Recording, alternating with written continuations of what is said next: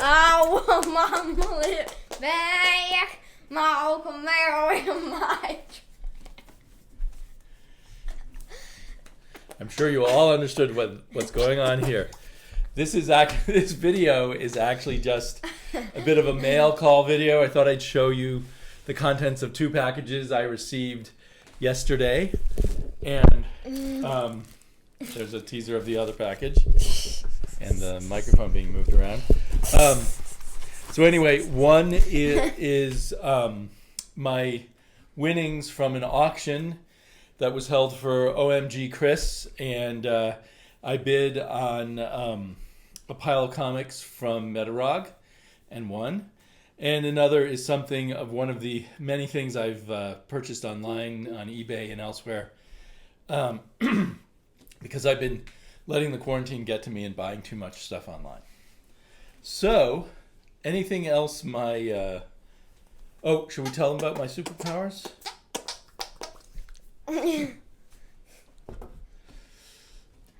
Let me see if you can let me see if you can figure out what this cryptic message means. Area in your black pink. No one is going to figure that one out. I don't even know what it means. So, the winnings from Metarog, it was basically a pile of reader copies of interesting odd books, ones that totally appealed to me. So, when he started showing them, I knew I was going to bid on them. There's this 2001 A Space Odyssey. 2001 A Space Odyssey? Which was originally a movie, yes. And then there was this Marvel 2-in-1 with The Thing and Mordred. I am slowly putting together a Marvel 2-in-1 run, and this was not in it yet. Is that like Dormammu nice, or something? Hand? Like it could be Dormammu's hand. They don't mention Dormammu, so I assume it's someone else. Some evil demons, no doubt.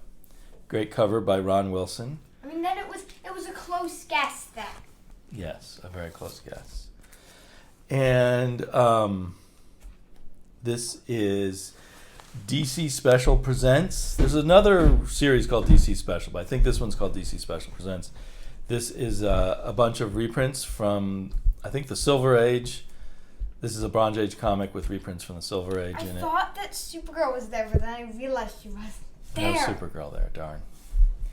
And then, apparently, at some point, they switched to original stories, so this is a later DC Special Presents starring Captain Comet.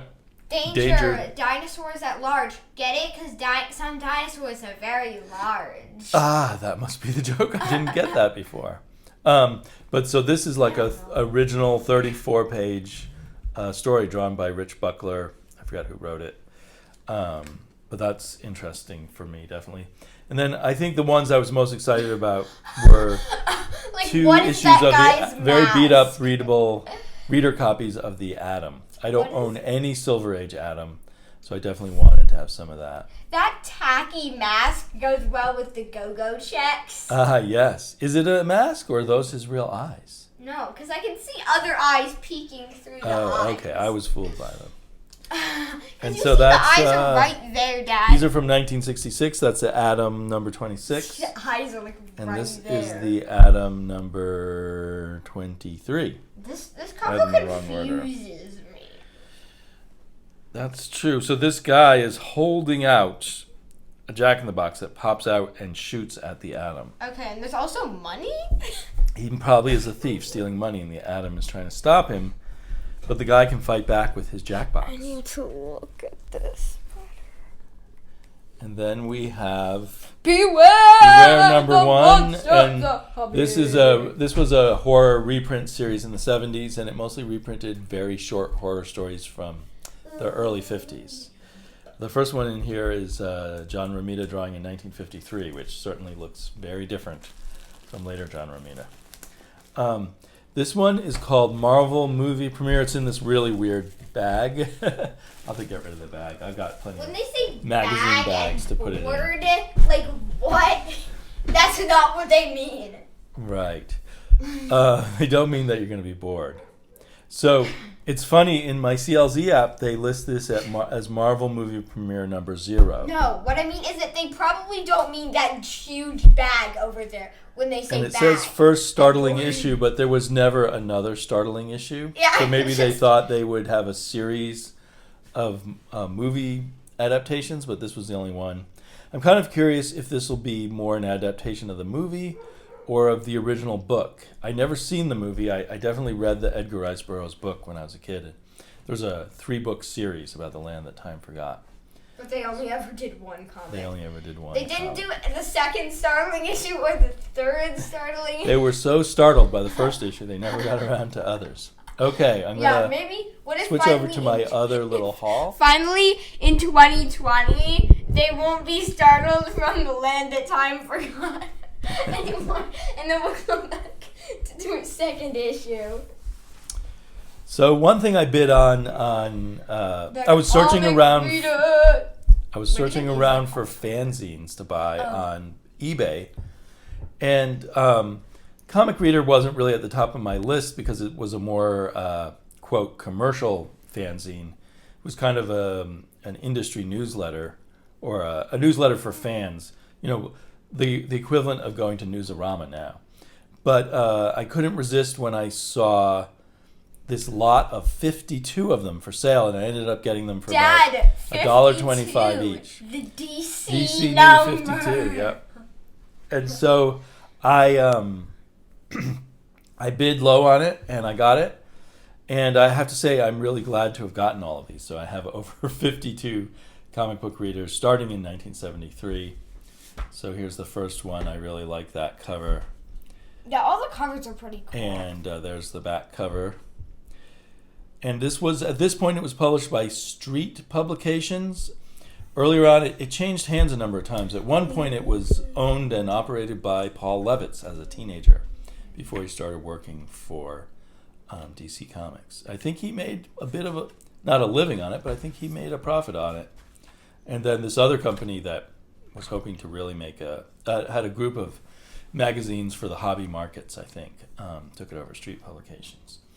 So that's December 1973, January, February 1974, a little bit of a Spider-Man, Can I see? Gil Kane drawing. That's a cool Spider-Man drawing.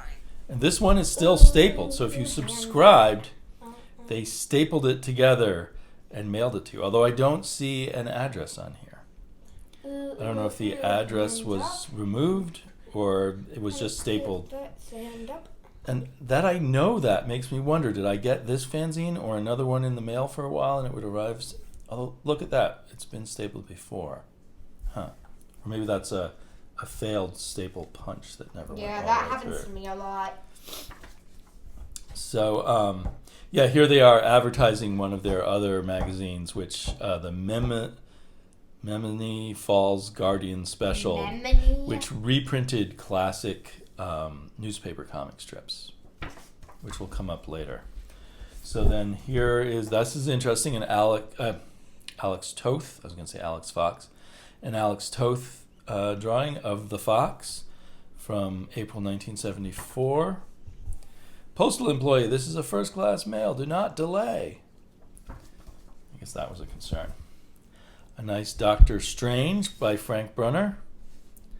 I really like the way the logo's done there. Okay, eventually they have back covers. Not sure who did this. Who's that signature of? A Batman. Oh, I love this one of Luke Cage. Luke Cage, Hero for Hire, by Ronald Wilson, later to be known as Ron Wilson. I wonder if this was Roy Thomas resigning. I wonder if this was from before Ron Wilson was working at Marvel Comics, or maybe he already was. So you can see here how it was kind of a news magazine. Would give you little hints of what was to come. So only a select few would be able to get a hold of the Comic Reader and find out what was going on. Most people didn't know. Invasion from November, December. Now everybody knows with the 1974. internet. Everybody knows about this invasion too, yeah. So I guess, was that a event? Jim Aparo. Yeah. Maybe some kind of comic book like crossover. event. This is when the Atlas comics were out. Atlas News. The one that did Marvel only one News. issue of everyone's Yeah, they did. Some of them they did 3 issues. They never got past 3 or 4 issues on anything. Malott just one. Red Circle comics coming back. You're trying to collect all of them, right? All of these comics readers. No, all the Atlas. All the yes, I am trying to, and I only have just a very few left to collect. I thought there would be more collectible. Another Batman by Mike Grell. Wait, was this the same one? No, that's a different Batman. I mean, it's all Batman, you know It's what I all mean? Batman. It's all Batman. Ooh, this is a very nice red Sonya by Frank Thorne. It's got to be, yeah, there's the signature Frank Thorne. And we're now up to 50 cents instead of 40 cents for This cover this. looks cool. Yeah. I'll let you. And then they got color covers. And in the style of, this must have been when Power Man and Iron Fist teamed up, in the style of Don Martin. And yet it's drawn by John Byrne. Who knew? He's a Don Martin fan. Who's Don Martin? Don Martin was a artist who worked for Mad Magazine. That most kids love Don Martin. Now they have the back cover, the Thing, and I can't read I that. think most kids that love signature. Don Martin. Yeah, maybe I should show you some. I have a Don Martin book somewhere. He was pretty wacky. Kids love Don Martin. Daughters made fun of their fathers. July 1977. Now the X-Men are in full. Hi X-Men, I'm your new artist, John Byrne. And it's drawn by Dave Cockrum, the previous artist. That's funny. I'm surprised Dave Cockrum was into that. And there's Godzilla being chased by the Agent of S.H.I.E.L.D. That's a strangely drawn Godzilla. Oh, he looks like Nick Fury's guy. In front of the American flag. Yes, Godzilla is very patriotic. Yeah. Godzilla is very patriotic. This is interesting. There's Ms. Marvel. That looks more like a fan drawing. I'm trying to look for a signature. I guess that's some kind of signature there that I can't read. Oh, and the big Jim Starlin characters of the day. Another fan-looking drawing. I like these small-sized things for some reason. And here is John Byrne's, what was it called, ROG 2000. But if he was already working on the X-Men, then that was in the past. Oh, and a fan drawing of Wonder Woman. Look at that, a little bit of a color, probably a reproduction of a colored newspaper comic strip of Howard the Duck. And good old Superman. First glance, that looks like a Jim Starlin drawing. Yep, Jim Starlin. So now we're all the way up to 1977. Jim Starlin did Superman at that time? Yeah, well, he moved over to DC, and he did, I think, do a few comics with Superman in him. I don't think he was ever the artist on Superman. I'm not sure who these people are. Can I see? Oh, I've got 2 copies of this. Do you want your own Dad, copy? Nightwing and Flamebird. Oh, Nightwing and Flamebird. Someone is much smarter than me. Does it say on there, or did you just figure that No, out? I just figured it out because one of them Those heroes was from like Krypton. dark, and then another one was like flame-y. Here's a really weird drawing by Cockrum. I don't know if that's supposed to be the Beast dressed up as Spider-Man or some other character dressed up as Spider-Man.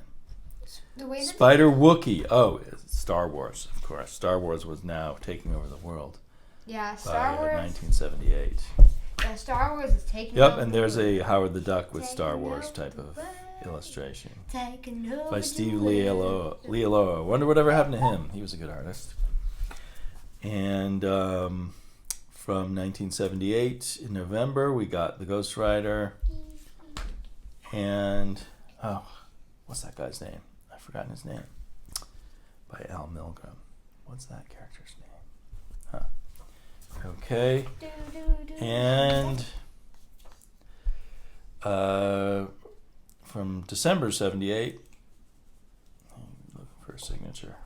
I'm looking through the camera, which is probably a mistake. Jensen. Okay, I noticed Jensen, whoever Jensen was, does a lot of the covers coming along. Al Gordon on Spider-Woman with her mask off, just relaxing. So as I was putting these into CLZ, and I was amazed and happy that CLZ had these in its database, I saw issue 100 and realized, and all of these are before issue 100, but I realized that I had purchased issue 100 as a kid at Super Snipe Comics in Manhattan on one of my visits to my grandmother, and it had a picture Of Comic Reader? of the comic reader, and it had a picture by Jack Kirby of Captain Marvel, Shazam Captain Marvel on the cover, and Superman, which was interesting. Okay, and it was the 100th issue, so it was in color. It was a special thing. That might have been Paul Levitt's last issue. Anyway, I don't have a copy of that. I'll be right back with some more. So it looks like in 1979, they increased the size from these digest size to kind of a full comic book size. And so the rest of what I ordered was this size. So here we have another. This one's actually smaller than some of the other ones. Oh, okay. I guess they weren't always consistent. Superman the movie. See. You want to compare the size of those two? Those two. See? They're different size. Oh, that's weird. Huh. And then Oh, that look, one's the price even has gone bigger. up to 75 cents. And with this bigger size, it went up to $1, $1, which was a lot in 1979. And I believe they incorporated more articles. They closed one of their other magazines and put more articles in here, more columns, a lot of columnists now. Reader. And they reprinted some of those comic strips from the classic comic book pages. So that's kind of fun. There's something gives me a lot to Falls read in Gazette. these ones. Right, the whatever Mazette Falls Gazette they combined into there. So I think a lot of these covers are by Jensen now. Oh, that's cool. What is that? Some weird hybrid of.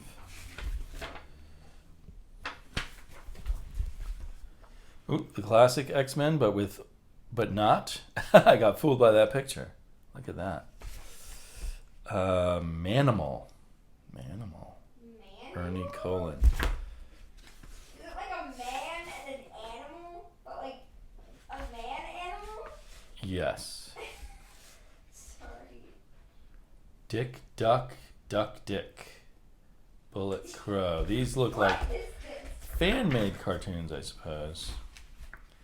And then there's the old Modesty Blaze. I've always been curious about her. That made that cartoon, but the name is like, in my opinion. This is quite an intense Ant-Man cover by Bob Layton. The times they're changing. The stars of the comic book world are shifting. There's a Captain Marvel. Can't find a signature on that. And a ROM on the back. So for what I paid, I'm kind of happy just looking at the covers. That looks like Mike Zeck. Yep, Mike Zeck doing ROM, the robot. That's a more amateurish looking Hulk. I don't know, Hulk with a hairy chest, that's kind of weird. Yeah, that is weird. And Jim Aparo, sorry. That's a nice one. Swamp Thing. We're up to September 1979. So I don't have every comic from every year, but I have a good sampling of each year, it seems like. I don't know who these ducks are. More Bob Layton. And Bob Layton on the back cover too. That's a nice one. Okay, now this one messed with my head. I was looking at it. It's like, did people think Stan Lee was dead in 1980, or did he leave Marvel Comics in 1980? But then when I looked at the inside cover, I realized this is an April Fool's joke. This is the April issue. I imagine that fooled quite a few people. Yeah, it's like, did Stan? And amazingly, Stan lived another, 40 years? 40 years after that joke. So he lived to laugh about it. Here's an Abel and Austin picture of Wonder Woman. Well, that's nice. Who's that? Where's the signature? Terry Austin doing a Batman and Penguin. This looks very different. Oh, and this is Asterix meeting somebody else. I don't know that name. Stasek. That's kind of a cool cover. And a Warlock cover by Mike Mignola. But you have two of them. Probably before he was famous. Oh, I've got two of these. So I can give one for my daughter, one for me. Because I don't like to share with my daughter. But if I have extras, she can look at them. Let me guess. Oh, Deathlock, a favorite character, but not by Rich Buckler, who you'd expect to be doing it, the creator of Deathlock. It's a George Perez drawing. I wonder what inspired that. And there's a hairy-chested Conan. I don't recognize that signature. Oh, and we're into the 80s. That wonderful decade. Do those knees bother you too? Hembeck, that is an artist who did joke cartoons about superheroes, Do and he those always drew the knees. bother He you? always drew knees and elbows that way. It was his cartoony style. But you got this here: Spider-Man dating Supergirl and Spider-Woman dating Superman. Kind of like intercompany reproduction, perhaps, going on there. Whoa, there's quite an intense picture. I don't know who that's by. Oh, I got two copies of this too. Another one I can let my daughter read. Got two copies of a product. There is Newton ain't and no Rubenstein. free lunch. Whatever. That's the next one. Everybody likes free lunch. More Mike Mignola. So I think sometimes people. I mean, obviously, some of the people on here are professionals at the time. Wow, they do it. now it's 125. But I think sometimes people kind of got their start doing illustrations for the things like the Comics Reader. Wow, now it's 125. I didn't notice that. The time, $1.25, right? I thought you meant what the time was, and the day was going by quickly. I think it's a little past 2. A while past 2. It's April 1981. Yeah, they raised the price to $1.25. There ain't no free lunch. I guess this clown was a recurring character in Crazy Magazine, although I always think of this guy as the main Crazy Magazine guy. Master of Kung Fu, Mike Mignola, trying to imitate... Who's Master of Kung Fu? This guy here, Shang-Chi, the Master of Kung Fu. He doesn't look like he's mastering it at the moment. Yeah. Space Ghost, who drew that? DM in Houston. I don't know who that is. And we got the New Teen Titans here, drawn by Makari.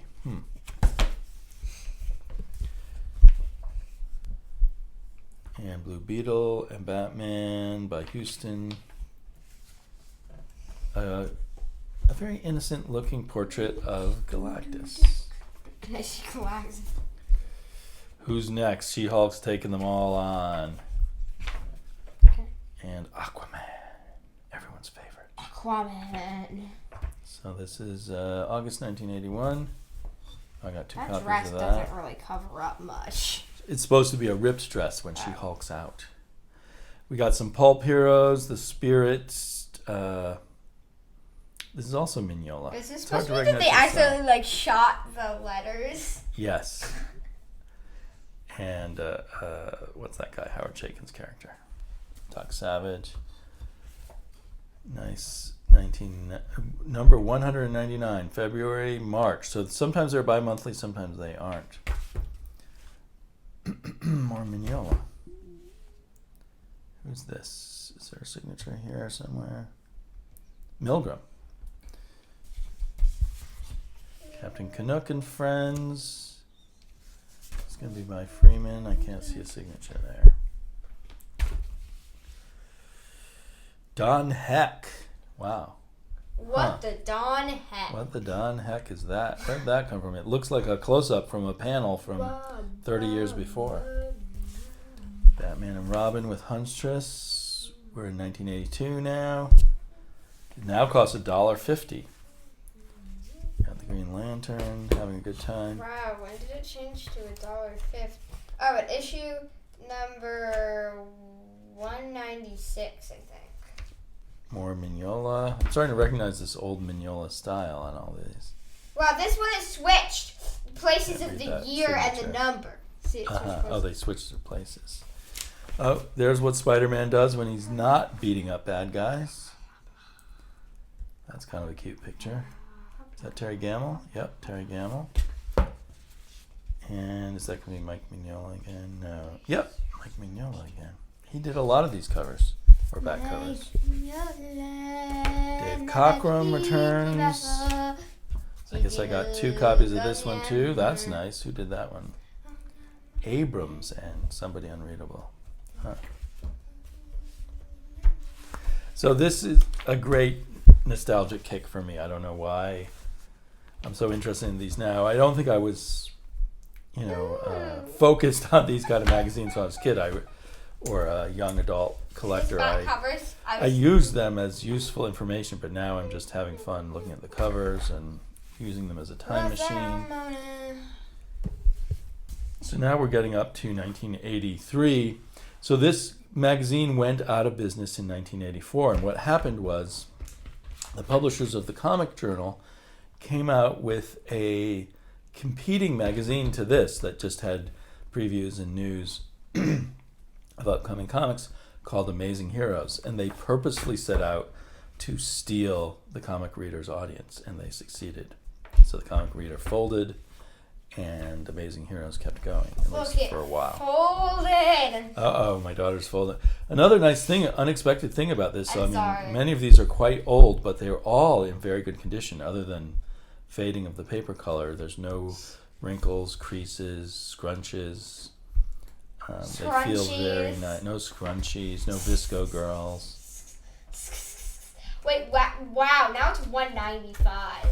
Yep, $1.95. We're in 1984, their last year of publication. I don't know if this is their last issue, but it's the last issue I have now. Well, they had a lot of issues. Yes, they started in 1960. I mean, we only have stuff from the early 70s, but they started in 1960, and the magazine passed hands several times, as I said before.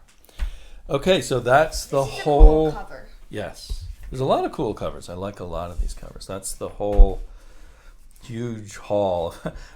You'd think I now have enough comic readers to last a lifetime, but the temptation to then start filling in the gaps or something starts popping up. So thanks for hanging in there with us. Any last things you want to mention, Quacking Duck? I want Mama. She wants her mullet back, but she can't finish the song without laughing. I want my mullet back. Mom, come here with my track. That's exactly how I feel when looking at these old comics. Okay, talk to y'all later. Bye.